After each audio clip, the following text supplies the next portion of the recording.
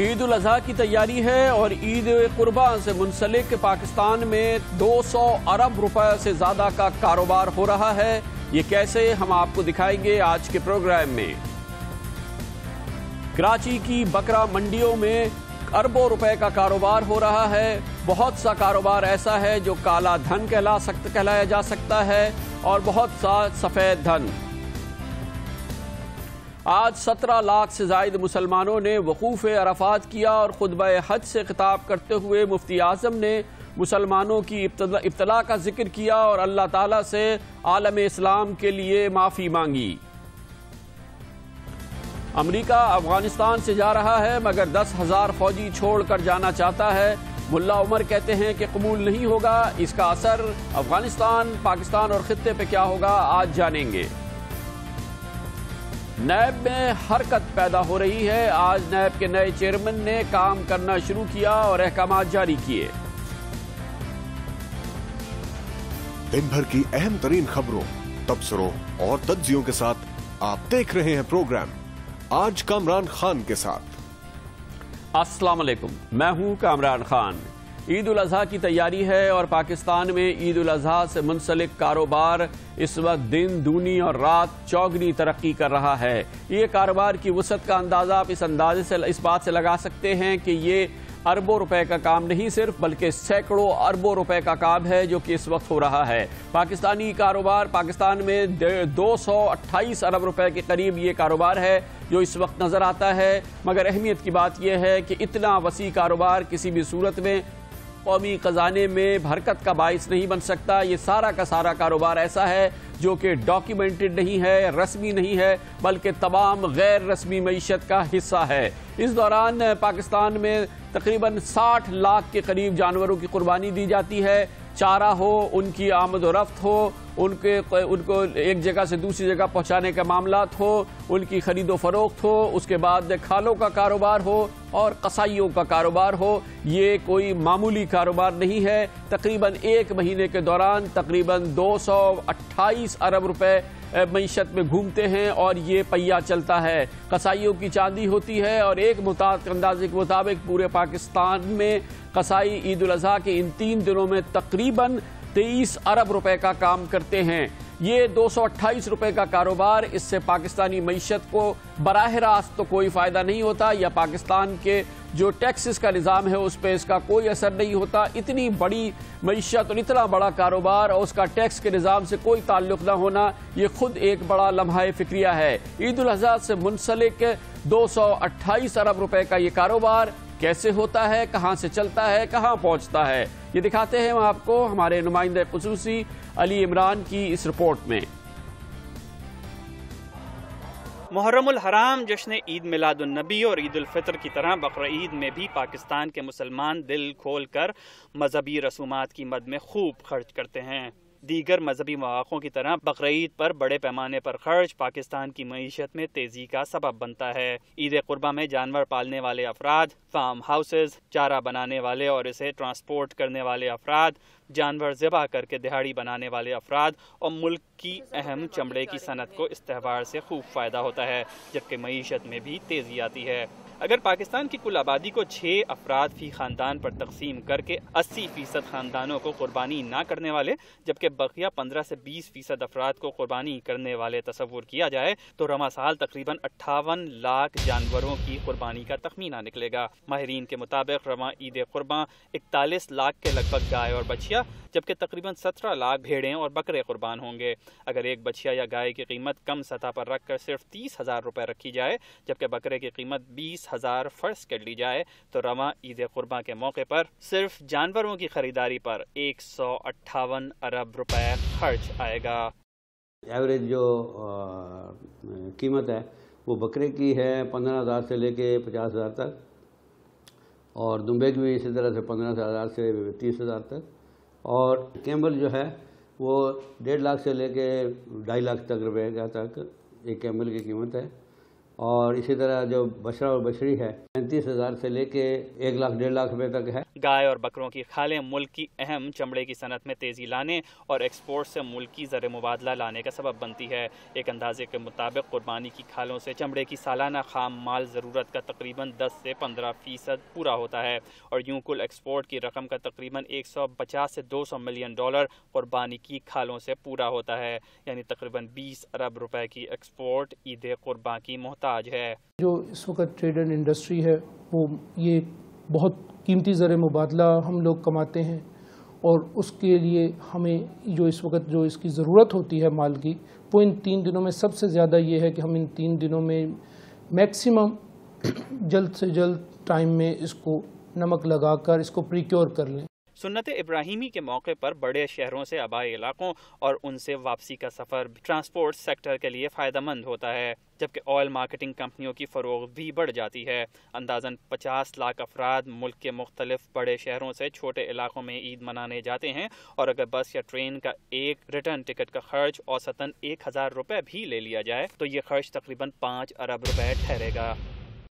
بقر عید کے دوران گائے اور بکروں کو منڈی سے گھروں تک پہنچانے اور چارے کا خرچ فی جانور 1000 روپے رکھ لیا جائے تو یہ خرچ 6 ارب روپے ٹھہرے گا۔ جانور کو قربان کرنے کے لیے رواں سیزن کے دوران قصائیوں اور دیگر افراد کی جانب سے گائے کے لیے 5000 جبکہ بکرے کے لیے 1500 روپے وصول کیے جانے کی اطلاعات مل رہی ہیں، اور اگر اس رقم کو کل 58 لاکھ جانوروں سے ضرب کیا جائے تو قصائیوں کی کمائی کا تخمینہ 23 ارب روپے کی حیرت انگیز آمدن نکلے گی، جس کا اندازہ غالباً اس سے پہلے کبھی نہیں نکالا گیا۔ رواں سال گائے کی کھال کی قیمت 3700 روپے جبکہ بکرے کی 600 روپے رہنے کا امکان ہے، اور یوں صرف کھالوں سے مختلف فلاحی اداروں، مساجد اور سیاسی تنظیموں کو 16 ارب روپے کی بھاری آمدن ملنے کا امکان ہے۔ اگر عید قرباں کے موقع پر مختلف مدوں میں خرچ ہونے والے اخراجات کو جمع کیا جائے تو یہ کل خرچ 228 ارب روپے نکلے گا۔ پروگرام آج کامران خان کے ساتھ کے لیے علی عمران سید، جیو نیوز، کراچی۔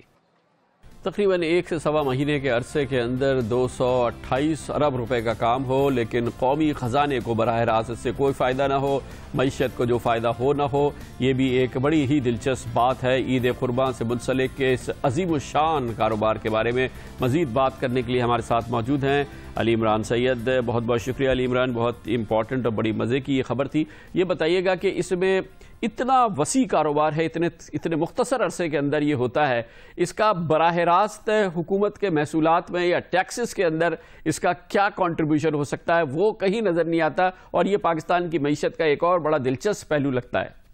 جی بالکل کامران خان صاحب، کیونکہ اتنا بڑا ایک اماؤنٹ ہے، کوئی 2.5 ارب ڈالر اگر اسے کہا جائے تو بالکل بیجا نہ ہوگا، اور اس میں ہم نے بہت سارے ایسے بھی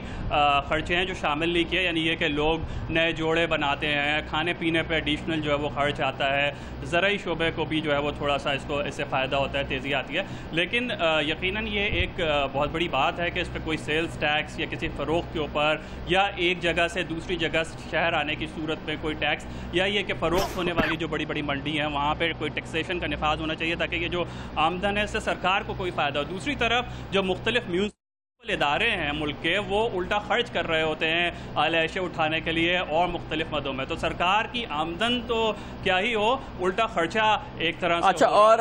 علی اس میں جو بڑے بڑے آڑتی ہوتے ہیں، جو کہ ظاہر ہے کہ جو بڑے پیمانے پہ کاروبار کرتے ہیں جانوروں کا، وہ تو یقینی طور پہ ایک آڑتی جو بڑا آڑتی ہے وہ کروڑوں روپے کماتا ہوگا، اور اس کی نہ وہ کوئی رسید دیتا ہے اور نہ ہی اس کے پاس کوئی اس کا حساب ہوتا ہے۔ جی بالکل، فارم ہاؤسز ہیں، فارم ہاؤسز کا پاکستان میں بڑا رجحان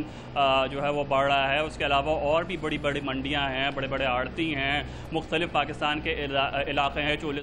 کو ایک بہت بڑا علاقہ سمجھا جاتا ہے گلہ بانی کے حوالے سے، تو یقیناً ان کے اوپر اگر ٹیکس نیٹ میں لانے کی جب سرکار بات کرتی ہے کہ 72,000 لوگوں کو لا رہے ہیں جن کے ہم ریکارڈ چیک کر رہے ہیں اور کوشش کر رہے ہیں کہ ان کو ٹیکس نیٹ میں لائیں، تو نہیں معلوم کہ اس شعبے کے جو مختلف افراد ہیں ان کو حکومت ٹیکس نیٹ میں لا پائی ہے یا نہیں لا پائی ہے، لیکن یقیناً اس میں بہت بڑا روم ہے جس کے اوپر کام ہو سکتا ہے اور قومی آمدن میں یقیناً اضافہ ہو سکتا ہے۔ ہمارا tax to G D P ratio خطے کا کم ترین ریشو ہے۔ بہت بہت شکریہ سید علی عمران کامران ہمارے ساتھ تھے. بہت اہم پہلو ہے 200 ارب روپے سے زائد کا یہ کاروبار. جیسے کہ علی عمران آپ کو بتا رہے تھے تقریباً 2.5 ارب ڈالر کا یہ کاروبار ہے, لیکن اس کا کوئی حساب کتاب نہیں ہے, کوئی اس کو ریگولیٹ کرنے کا نظام نہیں ہے. ماہرین اس سلسلے میں کیا بات کرتے ہیں, اس کے لیے ہم نے دعوت دی ہے. ہمارے ساتھ ہیں پاکستان کے نامور ماہر معاشیات سابق وزیر خزانہ جناب ڈاکٹر سلمان شاہ, اور ہمیں جوائن کیا ہے ٹاپ لائن سیکیورٹیز کے چیف ایگزیکٹو آفیسر اور ماہر کاروبار جناب محمد سہیل نے. بہت بہت شکریہ آپ دونوں حضرات کا. ڈاکٹر صاحب آپ فرمائیے گا یہ کتنا بڑا کاروبار ہے, آپ کو کیا اندازہ عید قرباں عید الاضحیٰ سے منسلک جو کاروبار ہے اس کا تخمین کے نزدیک کیا ہو سکتا ہے؟ اس میں ایسٹیمیٹ کیا جا سکتا ہے, کوئی ہارڈ اینڈ فاسٹ اسٹیٹسٹکس کوئی بھی کلیکٹ کر کے نہیں پبلش کر رہا, لیکن اگر آپ پاکستان کی آبادی دیکھیں اور اس میں آپ دیکھیں کہ تقریباً 3 کروڑ خاندان ہیں پاکستان میں, اور ان 3 کروڑ خاندانوں میں سے اگر آپ 1/3 بھی لے لیں, یعنی کہ 1 کروڑ خاندان ہے جو قربانی کرتے ہیں, اور لیٹ سے 15,000 یا 20,000 روپیہ وہ قربانی پہ خرچ کرتے ہیں, تو یہ تقریباً 150 سے 200 ارب کی تو صرف قربانی کی ہی ایسٹیمیٹ بن سکتا ہے. اس کے بعد اگر آپ دیکھیں کہ لوگ جو ہیں وہ بچوں کے کپڑے بھی بنواتے ہیں یا اس قسم کے اخراجات بھی کرتے ہیں, تو آئی تھنک کہ اس کو بھی آپ 100 ارب کے قریب تو ایسٹیمیٹ کر سکتے ہیں. سو میرے خیال میں کوئی 250 سے 300 ارب روپیہ تو منیمم بڑا کنزرویٹو ایسٹیمیٹ ہوگا جو عید الاضحیٰ میں آپ اخراجات کرتے ہیں. سہیل صاحب آپ نے ڈاکٹر سلمان شاہ صاحب کی بات سنی, ہماری رپورٹ بھی آپ نے دیکھی ہے. 200 سے 300 ارب روپے کا اندازہ ہے جو کہ صرف عید الاضحیٰ سے منسلک کاروبار, یہ 1.25 مہینے 1.5 مہینے کا کاروبار ہے. آپ کا اپنا کیا گیسٹیمیٹ ہے, آپ کیا اندازہ لگاتے ہیں؟ عید الاضحیٰ پہ ایک بڑے پیمانے پر جانوروں کی خرید و فروخت کے علاوہ بہت ساری اکانومک ایکٹیویٹیز ہوتی ہیں جس کی پراپر ڈاکیومنٹیشن تو نہیں ہے, اور نہ ہی کوئی ایسٹیمیٹ دیا جا سکتا ہے کہ اکانومی کتنی بڑی ہے. مگر ایک جو وائلڈ گیس کہتے ہیں جس کو, یا ایک بہت رف تخمینہ لگایا جائے, تو یہ کوئی 2 سے 4 بلین ڈالر کی اکانومک ایکٹیویٹیز ان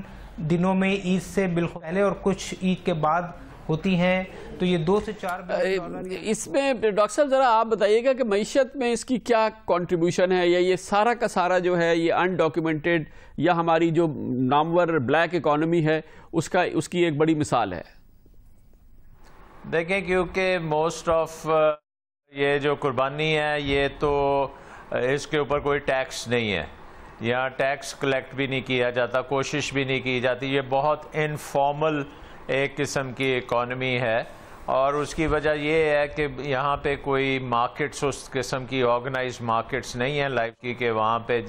آپ مخصوص جگہ پہ جس کو پاس لائسنس ہو وہی صرف وہ مارکیٹ چلا سکتا ہے, اور مارکیٹ میں جتنی بھی ٹرانزیکشنز ہیں وہ ڈاکیومنٹڈ ہوں, اور اس ڈاکیومنٹیشن کے بعد اس کے اوپر 4-5% سیلز ٹیکس اکٹھا کیا جائے, یا پھر وہ جو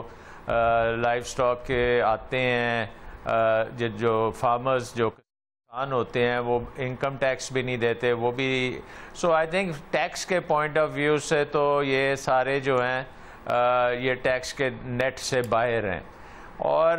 جہاں تک یہ ہے کہ یہ جو خریدار ہے وہ بھی کوئی ٹیکس دیتا ہے اپنی, آئی تھنک اس میں بھی ملا جلا ہی ہوگا. کچھ لوگ اب جو ٹیکس دیتے ہیں وہ اپنی ٹیکسیبل انکم سے یہ خرچے کرتے ہیں,